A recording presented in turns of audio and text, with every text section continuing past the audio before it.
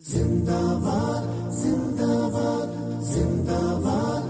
عبداللہ ابن عباس، حضرت عبداللہ ابن زبیر، حضرت عبداللہ بن جعفر طیار رضی اللہ تعالیٰ عنہم اجمعین، گورنر مکہ عمر بن سعید بن العاص اور اس کا بھائی یحییٰ بن سعید، ان تمام حضرات نے امام علی مقام کو مکہ سے کوفے جانے سے روکا، لیکن امام علی مقام بضد تھے کوفے جانے کے لیے۔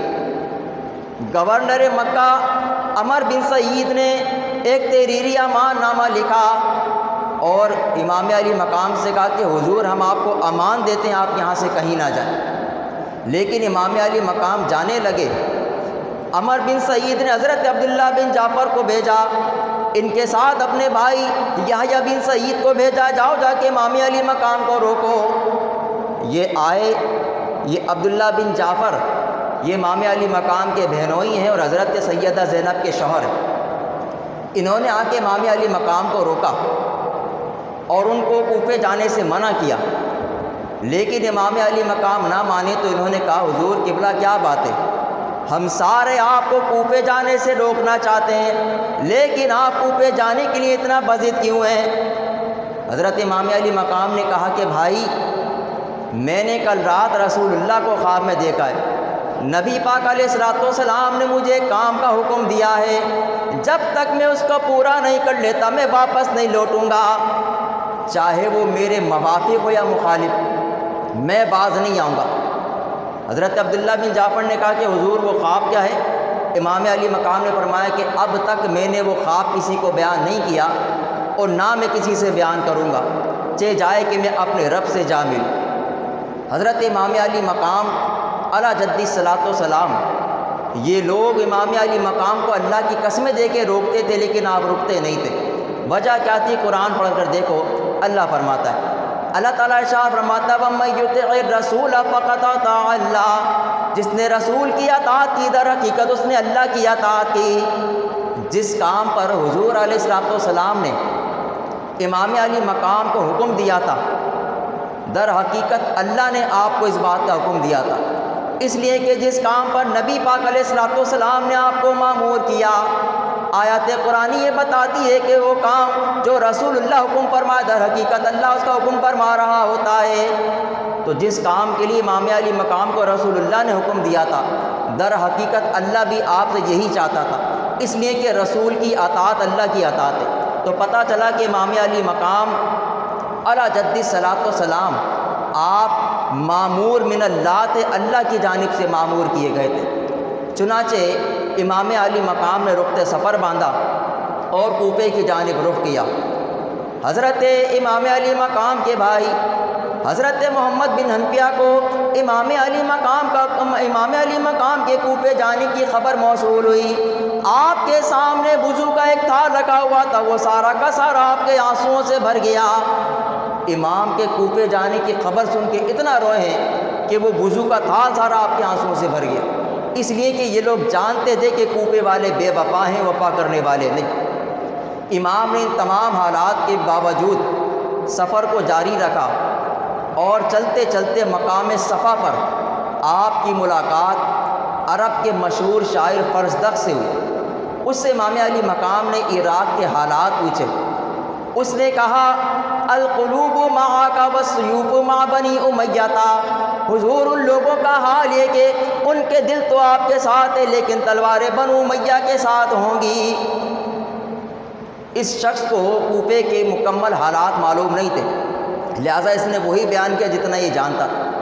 یہاں سے امام علی مقام علی جدی الصلاۃ والسلام آگے بڑھے تو مقام ثعلبیہ پر پہنچ کر دو مسافروں سے آپ کی ملاقات ہوئی اور انہوں نے وہاں امام مسلم بن عقیل کی شہادت کی خبر امام کو دی۔ چنانچہ امام نے یہ سن کے کہا انا للہ و انا الیہ راجعون، جس دم یہ سنا شان مسافر کی زبانی، آنکھوں سے بہے اشک جگر ہو گیا پانی، فرمایا کہ راحت میں ہماری خلل آیا، منزل پہ نہ پہنچے کہ پیام اجل آیا۔ یہاں سے آگے بڑھے تو مقام زبالہ پر حضرت عبداللہ بن بختر رضی اللہ تعالیٰ عنہ کی شہادت کی خبریں موصول ہیں۔ امام مستقل سفر کرتے رہے، مقام کوہ ذی حشم میں آپ کی ملاقات حر بن یزید رہائی سے ہوئی۔ حر 1000 کا لشکر لے کے امام علی مقام کو گرفتار کرنے کے لیے پہنچا۔ ظہر کا وقت ہوا، مؤذن نے اذان کہی۔ اذان کے بعد امام علی مقام حر کے لشکریوں کے سامنے آئے اور ایک خطبہ بلیغہ ارشاد فرمایا۔ اللہ کی حمد و ثنا کے بعد آپ نے ارشاد فرمایا، میرے دوستوں میں تم سے معذرت خواہ ہوں، میں یہاں اپنی مرضی سے نہیں آیا بلکہ تمہارے خطوط اور وفود میرے پاس پہنچے، ان میں لکھا ہوا تھا کہ ہمارا کوئی امام نہیں ہے، اس لیے آپ یہاں پر تشریف لائیں تاکہ اللہ آپ کے ذریعے سے ہم سب کو راہ ہدایت عطا فرما دے۔ کہا اب میں آ گیا ہوں تو تم اپنے قول و قرار پہ برقرار رہو اور مجھ سے کیے ہوئے اپنے وعدے کو پورا کرو، اور اگر تمہیں میرا آنا یہاں ناگوار گزرا ہے تو میں واپس وہیں چلا جاتا ہوں جہاں سے میں آیا۔ مؤذن نے اقامت کہی، امام علی مقام نے جماعت کھڑی کی تو حر سے پوچھا، حر ہمارے پیچھے نماز پڑھو گے یا اپنی الگ جماعت کرو گے؟ حر نے کہا کہ امام برحق کے ہوتے ہوئے 2 جماعتیں نہیں ہوں گی بلکہ ہم آپ کے پیچھے ہی نماز پڑھیں گے۔ چنانچہ حضرت حر نے امام علی مقام کے پیچھے نماز ادا کی۔ عصر کی نماز کے بعد امام نے اپنے قافلے کو چلنے کا حکم دیا تو حر نے راستہ روک لیا۔ حضرت امام علی مقام نے جب حر کو یہ حرکت کرتے دیکھا، آپ نے کہا، حر تیری ماں تجھے روئی، تو کیا چاہتا ہے؟ حر نے کہا، حضور اگر یہی کلمات کسی اور عرب نے میری ماں کے لیے کہے ہوتے تو میں بھی اس کی ماں کے لیے یہی کلمات استعمال کرتا، لیکن میں جانتا ہوں کہ آپ کی والدہ ماجدہ خاتون جنت ہیں، لہٰذا میں ان کا نام ادب اور احترام کے ساتھ ہی لوں گا۔ حر نے کہا کہ ہمیں یہ حکم ملا ہے کہ ہم آپ کو گرفتار کریں اور ابن زیاد کے سامنے پیش کریں۔ امام نے کہا یہ نہیں ہو سکتا۔ حر نے کہا تو پھر آپ یوں کیجئے کہ کوئی ایسا راستہ اختیار کیجئے جو نہ کوفے جاتا ہو نہ مدینے جاتا ہو۔ چنانچہ امام علی مقام عزیب الحجانات اور قادسیہ سے بائیں دانی مڑ کے چلنے لگے۔ حر بھی آپ کے ساتھ ساتھ چلنے لگا۔ قصر بنی مقاتل میں پہنچ کر امام علی مقام کے قافلے نے کچھ دیر کے لیے پڑاؤ ڈالا۔ امام سو گئے، سونے کے بعد بیدار ہوئے تو 3 مرتبہ آپ نے پڑھا، انا للہ و انا الیہ راجعون۔